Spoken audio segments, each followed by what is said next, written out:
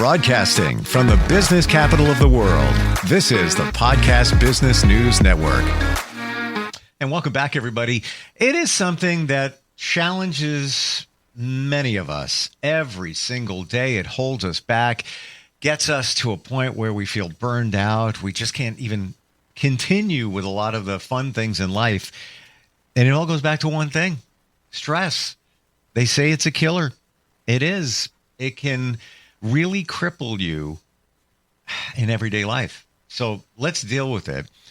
There's many different ways that we respond to it. We're going to change your mindset about that and give you different ways to respond to stress to help move your life forward. She is a nationally board certified health and wellness coach, international shamanic teacher.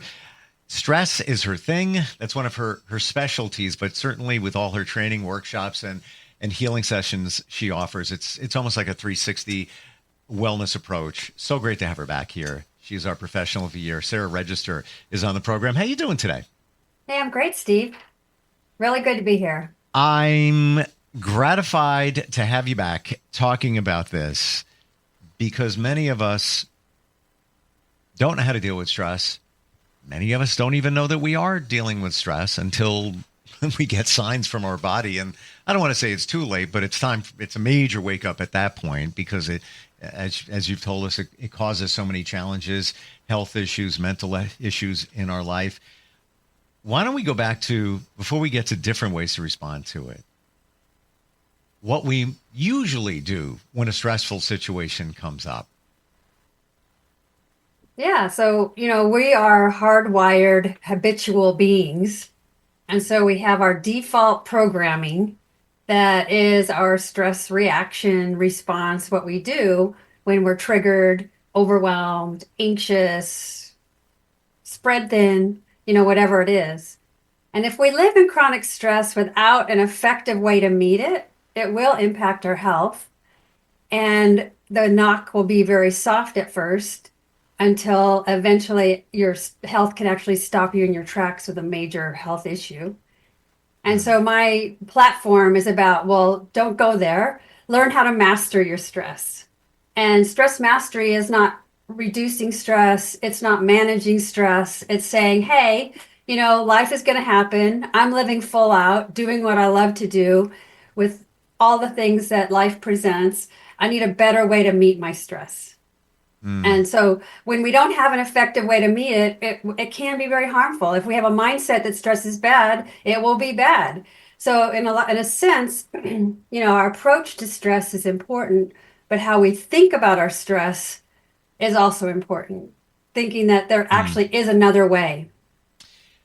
Is it good to think of stress instead of the enemy, but potentially a friend? Where it's there to, why do we have stress? It's a protection mode, right? Well, yes. And on one side, it is part of our wiring to survive and to protect us so that we don't get wiped off the planet. And on the other hand, it's the greatest edge of our growth. It's where we meet a challenge to grow, where we learn, where we have new experiences is the positive side of stress.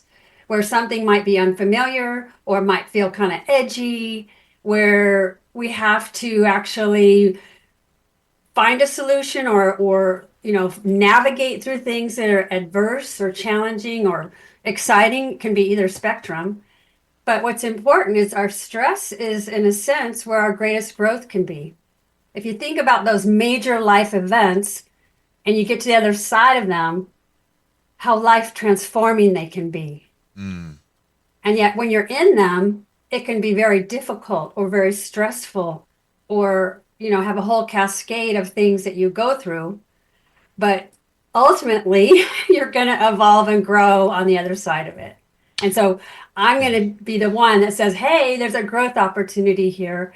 When you master your stress, you actually can evolve and grow much quicker with that growth mindset, we could say.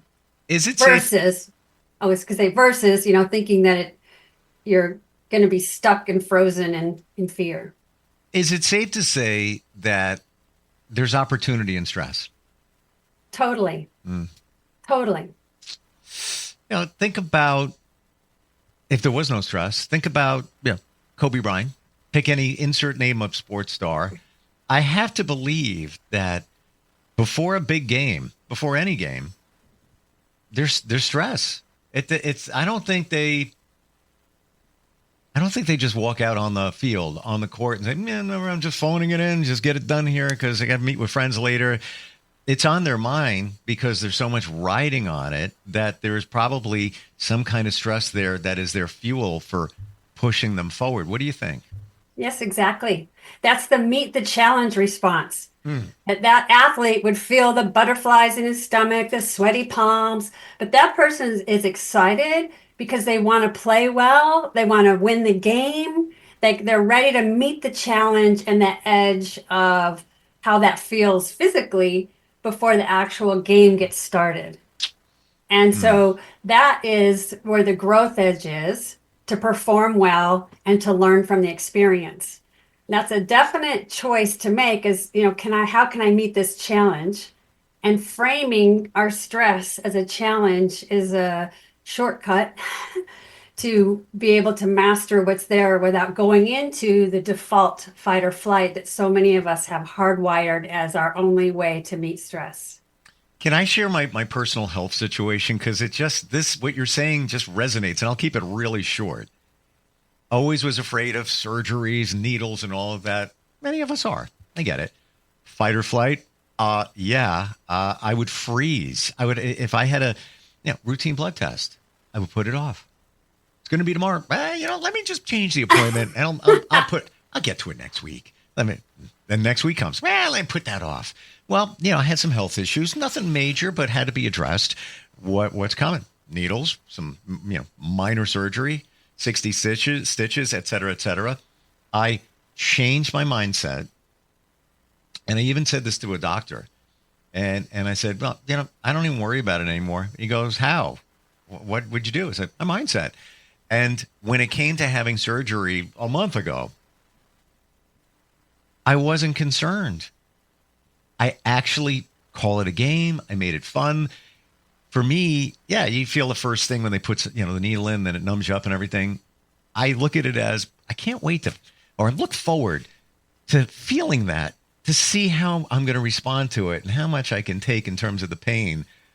And that was it. I was like, that's it. That's right. That was great. And now it's all numb. You don't feel anything anyway. And when I was having surgery, I was wide awake.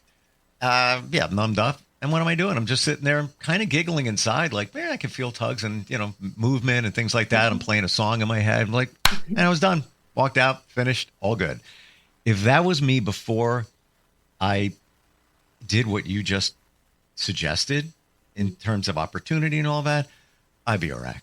I'd be flipping out. I'd be the worst patient. But I flipped it around. And if I can do it, I feel that anybody can do it. It was a lot of work for me, but I spoke with people like you. It started the journey before we even met. You can't do it alone. You have to have somebody hold your hand through that. Yeah, well, and you just shared volumes. First of all, I want to point out the amount of resistance and energy loss you had with your former mindset. Putting it off, putting it off, putting it off. Resistance is often what we're resisting. It's important to look underneath that because that's often the door opener to our stress.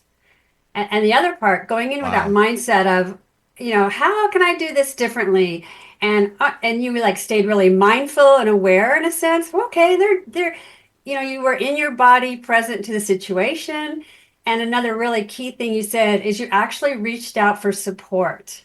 So that leads me to the second key strategy to rewire stress patterns is called the tend and befriend response. And so this is when we meet adversity, if we can share that with another person, if we can lean in and support each other. And this is what will dampen fear and increase courage. And we've seen it at the national, the disasters that have happened with fires and hurricanes, how you see the community in the background of the news clip, all supporting and helping each other. And they're very courageous because they're accessing that channel. And so it's very important we reach out for support when we're dealing with something of adversity and challenging and not do it ourselves. And so this is based on our physiology of the oxytocin hormone, one of those neurotransmitters that's our natural kind of juice that helps us be more resilient, helps us be brave, courageous, and social. So we want to lean in to give support and receive support. That's who we are. Sara, you gave me chills a moment ago. I'm still getting them, and it's warm in here. When you said the energy that I and all of us use in dealing with the stress, I don't want to say improperly, but just the anxiety, everything goes into it. And I just saw a timeline of my life in all those times that I changed the lab appointment, all the energy and the work that went into it. Oh my gosh. Whoa. Like, even just the buildup, like after I did show up for the lab appointment, walking through the door and just thinking about it and like, oh, I hope we're going to be okay. And I hope I don't pass out. And like, oh, like, Yeah. I'm not minimizing anything and anybody, Yeah. but a lot of work went into that. For what? Exactly. Yes. Wow. So much energy wasted. Wait, And the other side of it, when you're in fight or flight, all your veins are going to like contract and shunt all the blood into your core. So even the whole experience of having labs drawn could be harder, harder for the technician. I didn't even think of that. Yeah. Now I flip, like when I have to go for a lab, I have a conversation with them. We talk about, I will tell you this. The last time I went for a routine lab, we had to talk about spiritualism. I'm not even, I don't even, it was almost like she was there for me. It was like, I don't even know. We were talking about psychics and whether they're legit. I believe some are and all of that. It was a fun conversation. I still remember it. And that was probably, I don't know, 5 months ago, routine labs. But the energy that we're putting into it, we don't need to. We don't need to.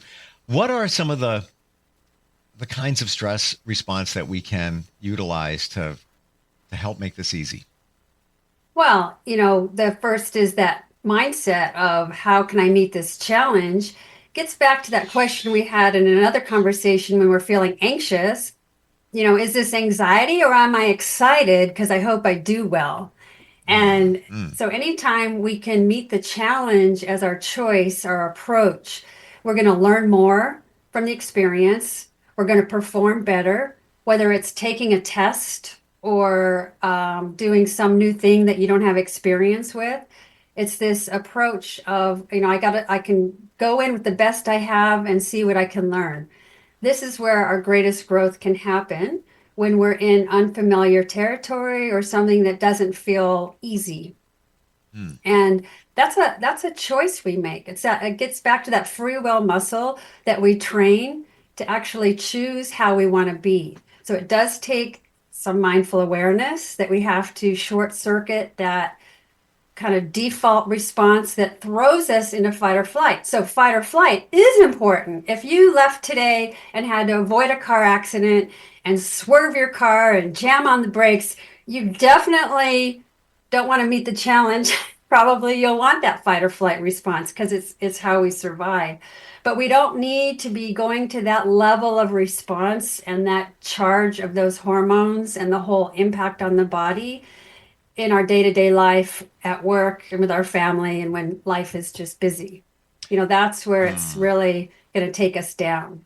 How do you know when you're feeling what feels like stress that it's a normal amount? How do you know when, this is going too far? Well, what I can share is that when I work with my clients, I actually have them do a Cohen stress response. It's the perceived stress. So your stress that you experience comes from your perception of how you are labeling it. Person A has a stressful life and they think, well, this stress is going to kill me. I've got to take things off the plate. Person B, who's resilient, will say, wow, I've got a lot going on. How am I going to get through this? So there's more creative problem solving when you can have an approach that's more resilient by tools and practices and mindful awareness and how you learn how to actually use your tools and practices to support you in your day-to-day life. So that's where it's important. is to kind of short circuit the default patterns of going to the fight or flight response and actually having a conversation. Well, pause, notice, choose, taking a breath, any of these strategies that I promote in my book or with my coaching clients, that just helps us have that little mini reboot inside so we can shift gears and calm down and meet whatever that edge is. It's life-changing, isn't it? Totally. I mean, I had to write the book because, I'm the one that wiped out my health over and over and over until I finally had this wake-up call that said, okay, there's got to be a way to be successful without taking myself out. And then, of course, that's what I love supporting other people with, is finding their success in their life in a way that's sustainable and not going to be sabotaging our happiness, our harmony, and, being our best selves. I know it's not easy, but once you rewire your mind, it is easy at that point. Getting there, more of a challenge, but once you're there, life is, stress-free or mostly stress-free, manageable, very much manageable. Before we continue, I want people to know that you also have a medical background. Can you tell us? Yeah, well, I have many, many years, nearly 30 years in clinical healthcare as a registered nurse. That's the arena where I kept wiping out my health. And that's the arena where I saw that mind, body, spirit connection. I saw it in my patients. I experienced it myself. And that's where I really realized how we really heal and how we can heal ourselves of so many things when we actually change our thoughts, change how we're doing our life, all the approaches, whether it's a class we take or picking up yoga. I mean, all these things bring healing when we start changing our pattern and doing our life a little differently. And so that took me into integrative medicine, where I studied. Now I'm an integrative health coach, which is health coaching is like that mind, body, spirit approach to health and wellness. Not just the physical body, but it's just as important, the spiritual part, the mental part, Sure. all of us. It's amazing when you think of it that if we don't take care of the stress, it goes into another category. Now it becomes a medical situation where now it becomes doctor and meds and maybe chronic illness and or disease. And now you've taken your car, which is your body, your mind, and you've turned it and you went into another lane, and now you've made a turn. Now it's going down that road, not the road you want to go down, not the road you want to go down. When, again, I'm not going to say it's easy, but it's a lot easier doing this, working with you, rewiring your mind in terms of stress. How do I know? I did it. To dealing with that other stuff. That's not good. I don't even take a Tylenol. I don't want to take anything unless I absolutely have to. And, then there's the other situation where you're just literally beating on your body. Stress response. We're talking about a few here. Any others that we should share? Well, I just want to say, meet the challenge response, tend to befriend response. Those are the two that are really productive, that are really scientifically shown how we don't have with the meet the challenge, you get the little boost of hormone and the energy you need to meet something, but they come back down again. They don't stay up and sustained. Where that fight or flight, that survival response, we're not able to learn things. We can't remember what we studied. We're not going to be able to really creatively problem solve because we're in survival mode. And so that's where that stress response is literally bathing the cells, flogging the organs for a prolonged period. And so that's where the long-term impact of stress can be so harmful. And that is quite a dedication of healing for people to make, take the steps to turn that around. Yeah. And certainly that's what I learned and in that journey, and how important it is. We are physical beings, but we are also a spiritual being having a human being experience. So this is what's sort of interesting, is some of our greatest growth and evolution as an individual is through our physical experiences, through maybe even a health crisis. When we address that and really go for our healing, the healing happens on many layers, not just the physical body. Hmm. And so that's sort of what the opportunity is. If you just say, okay, I have this diagnosis, and you label yourself, like identify, versus what do I need to change so I can do better, or I can mitigate the symptoms, or I can, bring it into remission. I mean, the healing can take all kinds of forms, but you don't have to stay stuck where you are. There's always an opportunity to grow or shift in some way. Once That's the opportunity right there. I see it and enjoy the opportunity. And I got a Yeah. visual as you're describing it. Picture a dam holds back water, right? And you're at the controls of the dam. When you've rewired and changed your mindset, it's almost as if you let some water go through. That's the stress, by the way. And sometimes it's going to come through anyway. But then you Mhm. close the dam up, and now you stop the flow of water, i.e. the stress, whereby when you haven't made these changes and haven't worked with somebody like you, the dam gate opens, the water comes ripping through, and you can't shut it off. You don't know what to do. It's just now you're drowning in it. Now you're drowning in it. Okay, I have one for you. Go. It's not just the dam and the water.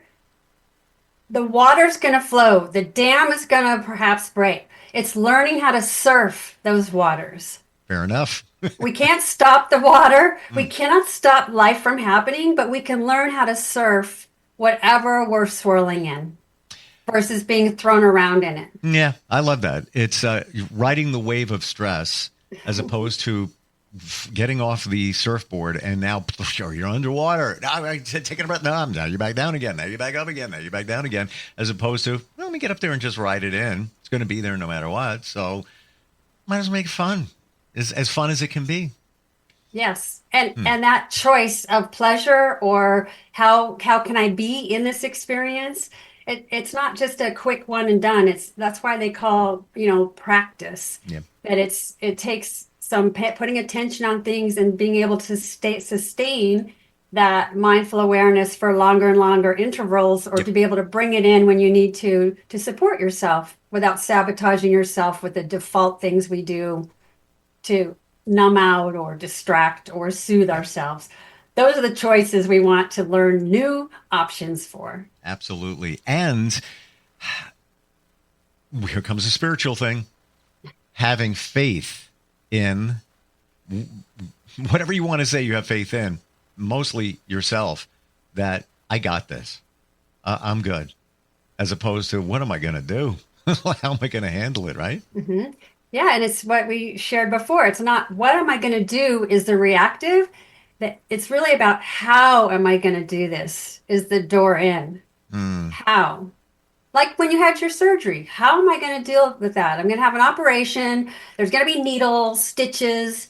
I'm not even going to be asleep, but that's where you were thoughtful about how am I going to approach that so you could support yourself and empower yourself with a more calm, being present and noticing what's happening, but being okay with it. You said the word being present, and I was never Mhm. present.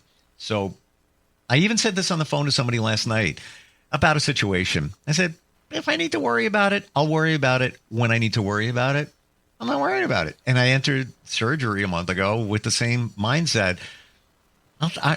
When it comes up, I'll worry about it. So I'm sitting there, with them doing their thing on me. And it's like, well, I'm not worrying about it. I don't need to, and make it fun. I was laughing. I'm not even exaggerating. To the point, we were just having great conversations. We were talking about there was an award show on the night before. It was actually a nice bonding experience with the doctor and his team. Yeah, and that's using the tend and befriend. So, so by having that connection and that conversation, it dampens fear, increases courage, Mm, and it also you felt really supported by the team. yeah. So you can see that even without knowing how you were doing it, you were naturally doing what you're wired to do. On the hormonal level of our neuroresponse of those, that oxytocin happening. just by how you were engaging. Same thing with the lab draw and chatting up with the Sure. lobotomist. You're actually gaining energy when you're kind of sharing the experience with others instead of the losing energy of being in the fear and freak out internally. Thank you for bringing that to my attention and everybody else's, because that made it even clearer about what's happening.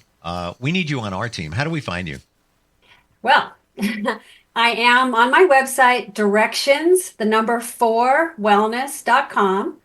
And on that website, you'll find all kinds of goodies, but in particular, certainly my book, Courage to Shine, How to Feel Confident at the Edge of Your Comfort Zone, which is where I share a lot of the tips and techniques and practices that I offer my clients and my speaking engagements. So I'm easy to find. Directions4wellness.com. I'll answer your emails. Took me a long time to figure this out. If I knew you prior to the medical stuff, it would have been in very shorter time. And there's something on your website, and I want us to end with this today, but it says it all, and I experience it, and now I see it, and now I get it. How to grow from your stress. I feel like I have using stress. Call it the stress surfboard. I kind of rode that in, and I feel like there was growth there. So there's positivity in it. Thank you so much for being here today. Really appreciate it. Yes, thank you, Steve. And we'll talk soon. We'll be right back.